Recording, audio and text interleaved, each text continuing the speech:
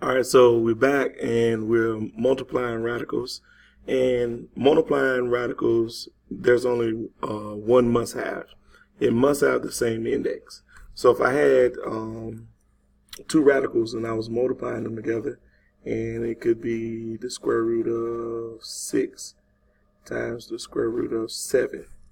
As long as the index is the same, we can actually multiply those two things by putting them back together and making this the square root of 42. And there's no perfect square in 42. This concept should easily be seen because if you go back and look at the product property for radicals, and the product property states that I can actually take the radicand and break it into two factors. One is the perfect square and then whatever else left over. In here, I could take the two factors and actually put it up under the same radical and then actually multiply the radicands together, the two separate radicands, and make it one radicand. So it's got to have the same index. An example of a situation where you can't do that, if I had the square root of 2 times the cube root of 4, these things have different indexes. Now, there's a little bit more work that we have to do to actually do to this problem in order for us to multiply these together. So for right now, we focus on multiplying these two radicals that has the same index, because here we will actually have an issue, and I shouldn't have put 4 because I'm saying this right here is gonna change the system that we could potentially work with, but that's a little more advanced concept. But when you're multiplying radicals, it has a must have the same index. As long as it has the same index, then we can multiply these together without any repercussions. So first example, we'll do a simple example, and this is example 7. And let me copy my problem. Negative square root of 18 times 2 the square root of 20. All right. So just like anything with the polynomials where we multiply the coefficients and then we do something with the basis, we need to multiply the coefficients of the radicals first. So the coefficient out here is -1 times 2. This is going to give me -2. And then I multiply the radicands. 18 times 20 happens to be 360. And then we go back to our rules that we previously had, where we actually go in and simplify this. Because if we take a look at it, it to me, it's easier to actually multiply these together before we actually try to simplify this into two separate radicals with perfect squares in it. Because if you go ahead and multiply it, then we only have to worry about pulling out one perfect square. But if you pull out a perfect square here and a perfect square here, if the remainder part that's up under the radicals, when you multiply it back together and it gives you another perfect square, then you got to simplify it again. So just go ahead and multiply the two radicands together first. So right here, I noticed that the perfect square in 360 is 36. So I actually do the square root of 36 times 10. Again, 36 is my perfect square. 10 is not. The factors of 10 are just 2 and 5. So 10 is not a perfect square, and there's not a perfect square in 10. So I find the perfect square of 36, and that happens to be 6. And don't forget that the 2 that's on the outside has to be multiplied by anything that comes out of the radical, and the 6 come out, and the 10 is left in. So if I multiply -2 times 6, I have -12 square root of 10. Now, in terms of like polynomials, and we say if something has one term, it's a monomial. This is one radical times one radical. And what I mean by one radical, right here inside a radical, I only have one term. That means I only have one thing that's inside my radical symbol. So my radicand is 18 and my radicand is 20. So there are some problems where You might have a situation where we're actually multiplying a single times a double and a double times a double. So I'm going to get into that next. All right, so I'm back. Example 8, I have square root of 3 times the square root of 6 minus the square root of 24. Now, this is a quantity because it's inside of parentheses. So just like any other thing with distributing, we're going to distribute the square root of negative 3 times the square root of 6. And we can actually multiply these together because these two things have the exact same index. So that allows me to do the square root of, and then 3 times 6 gives me 18.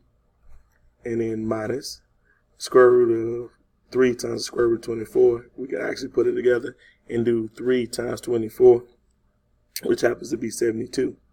So now we go back to the very first concept, very first skill that we learned on simplifying radicals. And even though we have two terms, we're going to simplify each one of these individually. We're going to simplify square root of 18, the perfect square, and this thing right here happens to be 9. So this is the square root of 9 times 2. It's the root of the perfect square in this. Now, you can make this mistake and say, well, 9 times 8 is 72. But 9 is not the largest perfect square that's in 72. Because if you do 9 times 72 and then pull out the 3 and then leave the square root of 8 up on the radical, you fail to realize that there's a perfect square in 8, which happens to be 4. But if you actually take the largest perfect square that goes into 72, which happens to be 36 times 2. 36 times 2 also give me 72, and this 2 cannot be further simplified. So be careful whenever you simplifying these radicals. Make sure that the factor that you have, the second factor, whenever you pull out your perfect square, make sure that second factor cannot be does not have a perfect square in it. So right now, I'm taking the square root of 9, and I'm not going to write this as two separate radicals, square root of 9 times square root of 2. I'm just going to do what it says. 9, so that's my perfect square. Out comes the square root of 3. Out comes the 3, and the inside of the square root is left the 2. And then I'm going to subtract the square root of 36, happens to be 6, that goes on the outside of the radical, and then what's left over is the 2. So now I can see that this problem comes back to another one of the skills that we've already done, which was adding and subtracting radicals. And notice that we got like radicals because it has the same index and the same radicand. We can add these together, and this is 3 minus 6, which happens to be negative 3, the square root of 2. So the problem that we had in example 8 boiled down to negative 3 times the square root of 2. All right, so let's look at two doubles. All right, so in my next example, example 9, I have two doubles.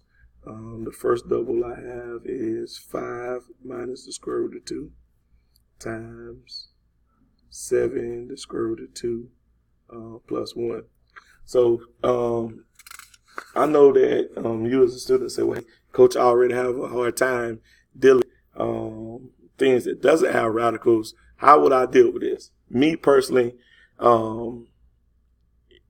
I would do one piece at a time, and I would actually do the side work and actually multiply the 5 times 7 the square root of 2. The 5 is a constant because it doesn't have a radical. So what I know is I'm gonna multiply the 5 and the 7. So here I'm gonna write 5 times 7 the square root of 2. And then I know I need 5 and 7 because those two things on the outside of the radical, that give me 35 the square root of 2. And then I'm going to multiply the 5 times 1, and that gives me 5. And then I start the process over with because I've done 5 times everything inside the radical, inside this parentheses. So now I'm going to do negative 2 times everything in this parentheses.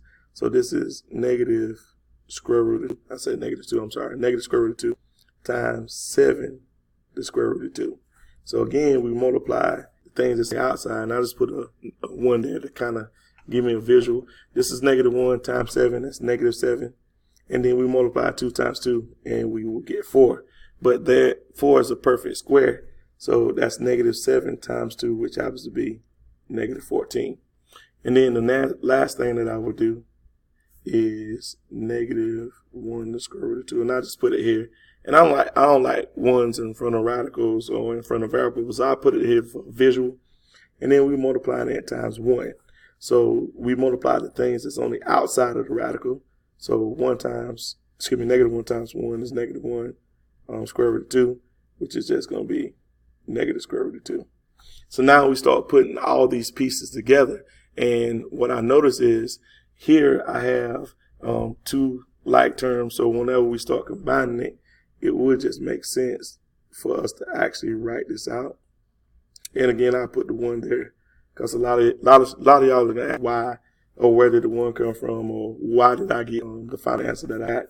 And then the 5 to be positive, so I need to put a plus sign here. And then 14 happens to be negative, so I need to put a subtract 14. Now I'm gonna do 35 minus 1, which happens to be 34. Excuse me, I don't mean to put a negative, sorry. 34 square root of 2 minus 5 minus 14, that happens to be 9. So I have a final answer of 34 the square root of 2 minus 9. A lot of y'all might ask me which one can I put first. Can I put the 9 first and the square root of 2 second? Totally up to you. I'm not going to beat you up on which one you do. All right, so I'm going to pause it here because I'm running kind of out of time. And then I'm actually going to do a couple of things on dividing radicals.